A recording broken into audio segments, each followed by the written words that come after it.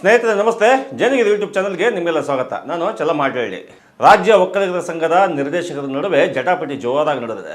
ಉಮಾಪತಿ, ಹಾಸನದ ರಘುಗೌಡ ಸೇರಿದಂತೆ ಹಲವಾರು ನಿರ್ದೇಶಕರುಗಳು ರಾಜ್ಯ ಒಕ್ಕಲಿಗರ ಸಂಘದ ಕಚೇರಿಗೆ ಹೋಗಿ ಸಿಕ್ಕಾಪಟ್ಟೆ ಗಲಾಟೆ ಮಾಡಿದ್ದಾರೆ. ಏನು ಗಲಾಟೆ? ಅಲ್ಲಿ ಅವ್ಯವಹಾರಗಳ ಕುರಿತ ಗಲಾಟೆ ಮಾಡಿದ್ದಾರೆ. ಕೆಂಪೇಗೌಡರ ಜಯಂತಿಯ ದಿನಗಳಂತೆ ಆಸುಪಾಸು ಇರುವಾಗಲೇ ಒಕ್ಕಲಿಗರ ಸಂಘದಲ್ಲಿ ಈ ರೀತಿಯ ವಿಚಾರಗಳು ನಡೀತಾ ಇದೆಯಲ್ಲ, ಭಾಳ ಆತಂಕಕಾರಿ ವಿಚಾರಗಳಿವೆಲ್ಲ. ರಾಜ್ಯ ಒಕ್ಕಲಿಗರ ಸಂಘದ ಬಗ್ಗೆ ಬಹುಶಃ ತುಂಬ ಜನಗಳಿಗೆ ಗೊತ್ತಿಲ್ಲ ಅಂತ ಕಾಣುತ್ತೆ. ರಾಜ್ಯ ಒಕ್ಕಲಿಗರ ಸಂಘ 1903ನೇ ಇಸ್ವಿಯಲ್ಲಿ ಸ್ಥಾಪಿತವಾಗಿತ್ತು.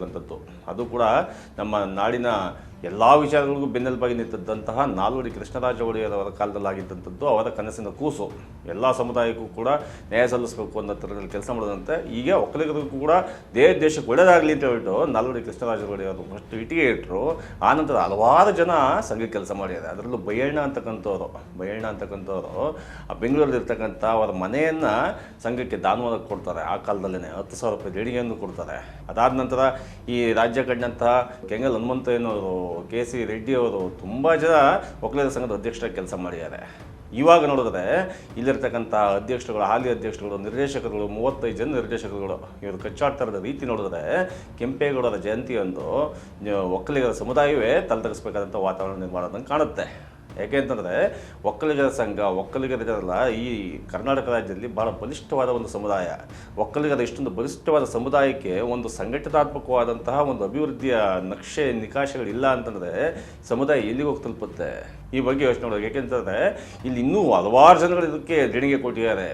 ನಮ್ಮ ಸಮುದಾಯ ಉದ್ಧಾರ ಆಗಲಿ, ಇಲ್ಲಿರ್ತಕ್ಕಂಥ ಬಡಬಗರಿಗೆ ಒಳ್ಳೆಯದಾಗಲಿ ಅಂತೇಳಿ. ಕೃಷ್ಣಪ್ಪ ರಂಗಮ್ಮ ಅನ್ನೋರು ಅವರು ಸಜ್ಜೆಪಾಳ್ಯ ಮತ್ತು ಮಾಲ್ಗಡ ಅಂತ ಪ್ರಮುಖವಾದ ಜಾಗದಲ್ಲಿ 92 ಎಕರೆ ಜಾಗವನ್ನು ದಾನವಾಗಿ ಕೊಡ್ತಾರೆ. ಲೆಕ್ಕ ಹಾಕಿ 92 ಎಕರೆ ಜಾಗವನ್ನು. ಅದು ಈಗಿನ ಆಸ್ತಿಯ ಮೌಲ್ಯ ಹೆಚ್ಚು ಕಡಿಮೆ 2,000ರಿಂದ 3,000 ಕೋಟಿ ರೂಪಾಯಿಯಷ್ಟು ಜಾಗವನ್ನು ಅವರು 1962ರಲ್ಲಿ ದಾನವಾಗಿ ಕೊಡ್ತಾರೆ. ಅವರು ಅದನಂತರ ವಿಲ್ ಬರೀತಾರೆ. ಅವರ ಸೋದರಳಿಯ ಪುಟ್ಟಸ್ವಾಮಿ ಅನ್ನೋರು ಅದು ನೋಡ್ಕೊಬೇಕು ಅಂತೇಳಿ 1966ರಲ್ಲಿ ಕೃಷ್ಣಪ್ಪ ರಂಗಮ್ಮ ಇದ್ದಾರಲ್ಲ ಅವರು ತೀರ್ಕೊಂತಾರೆ. ಅದು ವಿಲ್ ಬರೆದು ಅವರ ಸೋದರಳಿಯ ಪುಟ್ಟಸ್ವಾಮಿ ಆ ಕೇಸನ್ನ ನೋಡ್ಕೊಬೇಕು ಅಂತೇಳಿ. ಆದರೆ 1966 ನಂತರದಲ್ಲಿ ಭೂ ಸುಧಾರಣಾ ಕಾಯ್ದೆ ಬರುತ್ತಲ್ಲ, ಭೂ ಸುಧಾರಣಾ ಕಾಯ್ದೆ ಬಂದಾಗ ಆ 92 ಎಕರೆ ಜಾಗದಲ್ಲಿ ಒಂದಷ್ಟು ಜಾಗ ಕೈ ಬಿಟ್ಟು ಹೋಗುತ್ತೆ. ಉಳಿದಂತಹ 42-43 ಎಕರೆ ಜಾಗ ಸಂಘದ ಪಾಲಿಗೆ ಆಗುತ್ತೆ. ಅದರಲ್ಲೂ ಕೂಡ BDA ಕೈ ಹಾಕುತ್ತೆ. ಅದಾದ ನಂತರ ಕೋರ್ಟು ಕಚೇರಿಗಳೆಲ್ಲ ನಡೆದು ಕೂಡ ಕೊನೆಗೆ 43-44 ಎಕರೆ ಜಾಗ ಉಳಿಯುತ್ತೆ.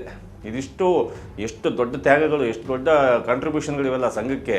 ಆದರೆ ಈಗಿರ್ತಕ್ಕಂಥ ನಿರ್ದೇಶಕರು ಕಚ್ಚಾಟ ನೋಡೋದು, ಆಫೀಸಲ್ಲಿ ಕೂತ್ಕೊಂಡು ಅವನು ಊಟಕ್ಕೆ ಅವನು ಒಬ್ಬ ಹೇಳ್ತಾನೆ ದಿವಸಕ್ಕೆ 30,000 ಖರ್ಚು ಮಾಡ್ತಾರೆ ಇವರೆಲ್ಲ ಸೇರಿ ಅಂತ, ಇನ್ನೊಬ್ಬ 2,000 ಖರ್ಚು ಮಾಡ್ತಾರೆ ಅಂತ. ಒಕ್ಕಲಿಗರ ಸಂಘದಲ್ಲಿ ಕೂತ್ಕೊಂಡು ಚರ್ಚೆ ಮಾಡಬೇಕಾದ ವಿಚಾರ ಇವೆಲ್ಲ ಈ ಕೆಂಪೇಗೌಡ ಜಯಂತಿ ಅಂತೂ ಭಾಳ ಮುನ್ನೆಲೆಗೆ ಚರ್ಚೆಗೆ ಬರ್ತಕ್ಕಂಥ ವಿಚಾರಗಳು. ಎಷ್ಟು ಆಸ್ತಿ ಇದೆ ಇಲ್ಲಿ ನಡೀತಾ ಇರ್ತಕ್ಕಂಥದ್ದು ಇದೆಯಲ್ಲ, ಈ ಒಕ್ಕಲಿಗರ ಸಂಘದಿಂದ ಒಕ್ಕಲಿಗರ ಬಡಬಗ್ಗರಿಗೆ ಏನು ಅನುಕೂಲ ಆಗಿದೆಯೋ ಅನ್ನೋ ಗೊತ್ತಿಲ್ಲ. ಆದರೆ ಅಲ್ಲಿ ಇದುವರೆಗೂ ನಿರ್ದೇಶಕರಾಗಿ ಬಂದಂಥದ್ದು, ಅಧ್ಯಕ್ಷರಾಗಿ ಬಂದದ್ದು ಕೆಲವೇ ಹೆಸರುಗಳಿಗೆ ಬಿಟ್ಟರೆ ಇನ್ನು ಉಳಿದವರೆಲ್ಲ ಕೂಡ ರಾಶಿ ದುಡ್ಡು ಮಾಡೋದಕ್ಕೆ ಮಾತ್ರ ಒಕ್ಕಲಿಗರ ಸಂಘವನ್ನು ಬಳಸ್ಕೊಂಡಿರೋದು ನಿಚ್ಚಳವಾಗಿ ಗೊತ್ತಾಗುತ್ತೆ. ಅದೇ ನಿಟ್ಟಿನಲ್ಲಿ ಈ ಮೊನ್ನೆ ಉಮಾಪತಿ ಮತ್ತು ಹಾಸನದ ರಘುಗೌಡ ಇನ್ನೂ ಮುಂತಾದ ನಿರ್ದೇಶಕರುಗಳು ಅಲ್ಲಿ ನಡೆದಿರ್ತಕ್ಕಂಥ ಅವ್ಯವಹಾರಗಳ ಬಗ್ಗೆ ಪ್ರಶ್ನೆ ಮಾಡಿದ್ದಾರೆ.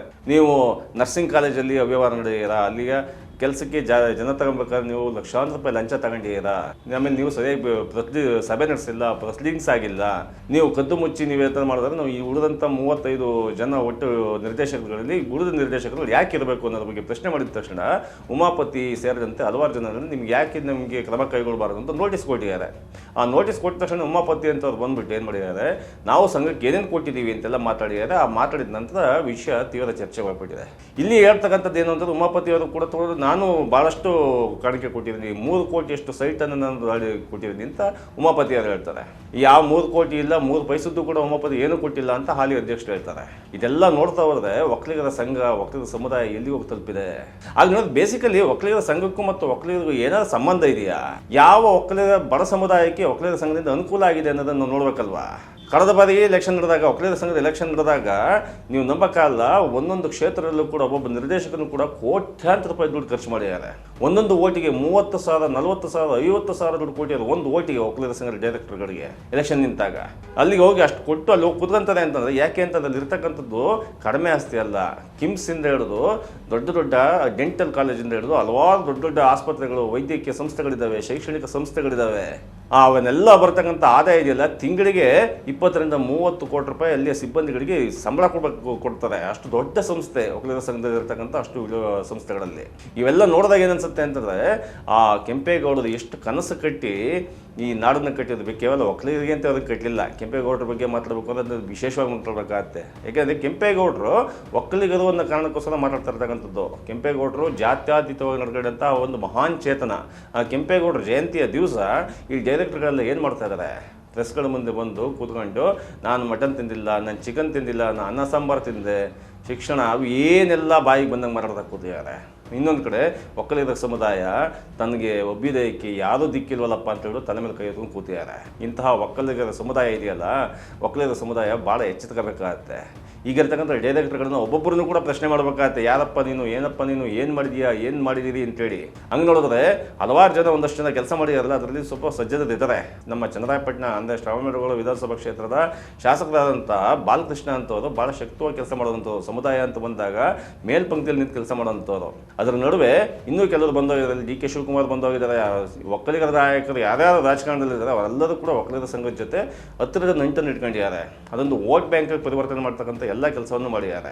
ಆದರೆ ಇಲ್ಲಿ ಕ್ಲೀನ್ ಮಾಡಬೇಕಾಗಿರ್ತಕ್ಕಂಥ ಯಾವ್ದು ಕೆಲಸನ ಯಾರು ಮಾಡಬೇಕು? ಒಕ್ಕಲಿಗರ ಸಂಘದಲ್ಲಿ ಹಿಂಗೆ ಕೋಟಿ ತಿಂಗಳಿಗೆ ಕೋಟಿ ರೂಪಾಯಿ 16 ಕೋಟಿ ಹಿಂಗೆ ಲೂಟಿ ಹೊಡಿತಾ ಇದ್ದಾರೆ ಅಂತಂದಾಗ ಯಾರು ಪ್ರಶ್ನೆ ಮಾಡಬಾರ್ದು. ಒಕ್ಕಲಿಗರ ಸಂಘ ಭಾಳ ಇತಿಹಾಸ ಇರತಕ್ಕಂಥದ್ದು.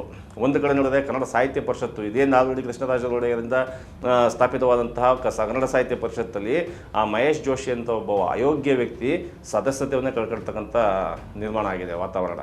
ಕೋಟಿ ಅಲ್ಲೂ ಕೂಡ ಅವ್ಯವಹಾರ ನಡೆದಿದೆ. ಸಾಹಿತ್ಯ ಪರಿಷತ್ತು ಹೋಯ್ತು, ಇವಾಗ ಒಕ್ಕಲಿಗರ ಸಂಘದ ಸರದಿ ಬಂದಂಗೆ ಕಾಣುತ್ತೆ. ಒಕ್ಕಲಿಗರ ಸಂಘದಲ್ಲಿ ಈ ಕೆಂಪೇಗೌಡ ನಾಡಪ್ರಭು ಕೆಂಪೇಗೌಡರ ಜಯಂತಿಯ ದಿವಸ ಇದೆಯಲ್ಲ, ನಾಳೆ ಆ ಕೆಂಪೇಗೌಡರ ಜಯಂತಿ ದಿವಸ ಒಕ್ಕಲಿಗರ ತಮ್ಮ ಆತ್ಮಾವಲೋಕನ ಮಾಡ್ಕೋಬೇಕಾಗತ್ತೆ.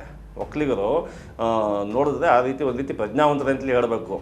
ಇಲ್ಲಿ ನಮ್ಮ ರಾಜ್ಯದಲ್ಲಿ ಮುಖ್ಯಮಂತ್ರಿ ಆಗಿದ್ದಾರೆ ಅಂತ ಹೇಳಿದ್ರು ಬಹಳ ಆಯಕಟ್ಟಿನ ಜಾಗದಲ್ಲಿ ಭಾಳ ಪ್ರಬಲ ಜಾತಿಯಾದಂಥ ಒಕ್ಕಲಿಗರೇ ಕೂತಿದ್ದಾರೆ. ಒಕ್ಕಲಿಗರು ಕೂತಿದ್ದಾಗ ತಮಗೆ ಇರತಕ್ಕಂಥ ಜವಾಬ್ದಾರಿ ಕರ್ತವ್ಯಗಳನ್ನೆಲ್ಲ ಭಾಳ ಗಂಭೀರವಾಗಿ ನೋಡಬೇಕಾಗತ್ತೆ.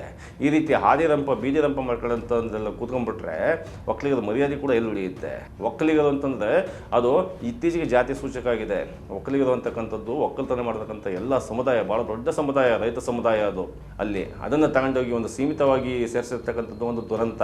ಆಗ ನೋಡಿದ್ರೆ ಯಾಕೆ ಹಂಗಾಗುತ್ತೆ ಅಂದರೆ ಈ ರೀತಿಯ ವಿಚಾರಗಳಾದಾಗ ಅಲ್ಲಿ ಒಂದಷ್ಟು ಆಸ್ತಿ ಇದೆ, ಇವ್ರ್ಯಾವುದು ಇಟ್ಟಿದ್ದ ಆಸ್ತಿ ಅಲ್ಲ. ಇವರು ಇತ್ತೀಚೆಗೆ ಎಲೆಕ್ಷನಲ್ಲಿ ಹೆಂಡ ಕುಡಿಸಿ ಕೈಗೆ ದುಡ್ಡು ಇಟ್ಟರಲ್ಲ, ಅಷ್ಟೇ ಇವ್ರು ಹಾಕಿದ ಬಂಡವಾಳ ಸಂಘಕ್ಕೆ. ಅದಕ್ಕೆ ಸಂಘಕ್ಕಾಗಿದ್ದಲ್ಲ, ಇವರು ಡೈರೆಕ್ಟರ್ ಆಗಬೇಕು ಅಂತ ಹಾಕಿದಂಥದ್ದು.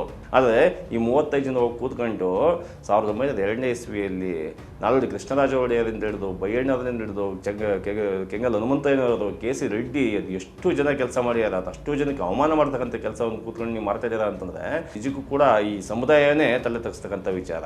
ಇವ್ರು ಯಾರಿಗಾದ್ರೂ ಬುದ್ಧಿ ಮಾತು ಹೇಳಬೇಕು. ಈ ಸಮುದಾಯದಲ್ಲಿ ಯಾರಾದರೂ ಬುದ್ಧಿ ಮಾತು ಹೇಳೋಂಥವ್ರು ಇದ್ದಾರ ಅಂತ ನೋಡಿದ್ರೆ ಬೂದ್ಗಂಡ ಹುಡುಕಿದ್ರು ಕೂಡ ರಾಜ್ಯದಲ್ಲಿ ಒಕ್ಕಲಿಗರ ಸಂಘಕ್ಕೆ ಬುದ್ಧಿ ಮಾತು ಹೇಳ್ತಕ್ಕಂತಹ ಯಾರು ಕೂಡ ಇಲ್ಲ. ಒಂದು ಕಾಲದಲ್ಲಿ ಇದು ಬಾಲಗಂಗಾಧರ ಸ್ವಾಮೀಜಿ ಬೆಳ್ಳೂರು ಕ್ರಾಸ್ನಲ್ಲಿ ಇರತಕ್ಕಂಥ ಬಾಲಗಂಗಾಧರ ಸ್ವಾಮೀಜಿಯವರು ಒಕ್ಕಲಿಗರ ಸಂಘ ಮತ್ತು ಒಕ್ಕಲಿಗರ ಸಮುದಾಯಕ್ಕೆ ಒಂದು ಹಂತಕ್ಕೆ ಸೂಕ್ತವಾದ ಮಾರ್ಗದರ್ಶನ ಕೊಡ್ತಿದ್ರು ಅಂತ ಹೇಳಬೇಕು. ಆ ರೀತಿಯ ಮಾರ್ಗದರ್ಶನ ಕೊಡ್ತಕ್ಕಂಥ ಸ್ವಾಮೀಜಿ ಇತ್ತೀಚೆಗೆ ಇರತಕ್ಕಂತಹ ನಿರ್ಮಲಾನಂದ ಸ್ವಾಮೀಜಿ ಅವರಿದಾರಲ್ಲ, ಅವರಿಂದ ಬಾಲಗಂಗಾಧರ ಸ್ವಾಮೀಜಿ ಕೊಡ್ತಿರಲ್ಲ, ಆ ರೀತಿಯ ಒಂದು ಘನತೆಯ ಮಾರ್ಗದರ್ಶನವನ್ನು ಒಕ್ಕಲಿಗರ ಸಂಘ ನಿರೀಕ್ಷೆ ಮಾಡೋಕ್ಕಾಗತ್ತಾ? ಅದು ಕೂಡ ನಿರೀಕ್ಷೆ ಮಾಡೋಕ್ಕಾಗಲ್ಲ. ಇನ್ನೊಂದು ಬಿಡದಿಯಲ್ಲಿ ಒಂದಿದೆ, ನಿಶ್ಚಲಾನಂದ ಸ್ವಾಮೀಜಿಯವರು ಇತ್ತೀಚೆಗೆ ಒಕ್ಕಲಿಗರ ಮಹಾಪೀಠ ಅಂತ ಏನಿದೆ ಅದಕ್ಕೆ ಅವರು ಸ್ವಾಮಿ ಜಗದ್ಗುರುಗಳಾಗಿದ್ದಾರೆ. ಅಲ್ಲಿಂದ ಏನಾದರೂ ಡೈರೆಕ್ಷನ್ಸ್ ಬರುತ್ತೆ, ಅವರೇನಾದ್ರು ಕೂತು ಮಾತಾಡ್ತಾರ? ಇವರೆಲ್ಲರೂ ಕೂತು ಮಾತಾಡಿ ಆ ಸಮುದಾಯಕ್ಕೆ ಒಳ್ಳೆಯದಾಗ್ತಕ್ಕಂಥ ಏನಾದರೂ ಕೆಲಸ ಮಾಡಬೇಕು. ಇಲ್ಲಿ ನೋಡಿದ್ರೆ ಯಾವುದೇ ಒಕ್ಕಲಿಗರ ಸಮುದಾಯ ಅಥವಾ ಚುಂಚನಗಿರಿಗೆ ಸಂಬಂಧಪಟ್ಟಂತೆ ಯಾವುದೇ ಆಸ್ತಿ ಇದೆಯಲ್ಲ, ಅದು ಒಕ್ಕಲಿಗರಿಗೆ ಸಂಬಂಧಪಟ್ಟಂತೆ ಅಷ್ಟೊಂದು ಅನುಕೂಲ ಮಾಡಿದೆ ಅಂತ ಯಾರಿಗೇನು ಅನಿಸಿಲ್ಲ. ಹಾಸನದಂಥ ಮುದ್ದೇಗೌಡರು ಅಂತ ಹಿರಿಯ ಜೀವಿಗಳು ಮಾತ್ರ ಒಂದಷ್ಟು ಒಕ್ಕಲಿಗರ ಹೆಣ್ಮಕ್ಳಿಗೆ ಅನುಕೂಲ ಆಗಲಿ, ಒಕ್ಕಲಿಗರ ಗಂಡ್ಮಕ್ಳಿಗೆ ಅನುಕೂಲ ಆಗಲಿ ಅಂತೇಳಿ ಒಂದಷ್ಟು ಹಾಸ್ಟೆಲ್ ವ್ಯವಸ್ಥೆ ಮಾಡಿ ಅವರ ಸ್ವಂತ ಶಕ್ತಿಯಿಂದ ಕೆಲಸ ಮಾಡ್ತಾ ಇದ್ದಾರೆ ಹೊರತು ಸಂಘದಿಂದ ಏನೂ ಆಗ್ತಾ ಇಲ್ಲ. ಇಂಥ ವಿಚಾರಗಳ ಬಗ್ಗೆ ಭಾಳ ಗಂಭೀರವಾಗಿ ಚರ್ಚೆ ಮಾಡಬೇಕಾಗತ್ತೆ. ಮತ್ತು ಈ ಮುಖಾಂತರ ಈ ಸಮಸ್ಯೆ ಬಗೆಹರಲಿ, ಸಮುದಾಯಕ್ಕೆ ಒಳ್ಳೆಯದಾಗಲಿ, ಎಲ್ಲ ಸಮುದಾಯಕ್ಕೂ ಒಳ್ಳೆಯದಾಗಲಿ ಅಂತ ಹೇಳ್ತಾ ನಾಡಪ್ರಭು ಕೆಂಪೇಗೌಡರ ಜಯಂತಿಗೆ ಎಲ್ಲರಿಗೂ ಶುಭಾಶಯ ಕೋರ್ತಾ, ನಾಡಪ್ರಭು ಕೆಂಪೇಗೌಡರ ವಿಶಾಲವಾದ ಮನೋಧರ್ಮ ಇದೆಯಲ್ಲ, ಆ ಥರದೊಂದು ಜಾತ್ಯತೀತ ಮನೋಧರ್ಮ ಈ ಒಕ್ಕಲಿಗರ ನಾಯಕರ ಸಂಘದಲ್ಲಿರ್ತಕ್ಕಂಥ ನಿರ್ದೇಶಕರಿಗೆ ದಕ್ಕಲಿ ಅಂತ ಹೇಳ್ತಾ ಈ ವಿಡಿಯೋ ಮುಗಿಸ್ತೀವಿ. ಧನ್ಯವಾದಗಳು.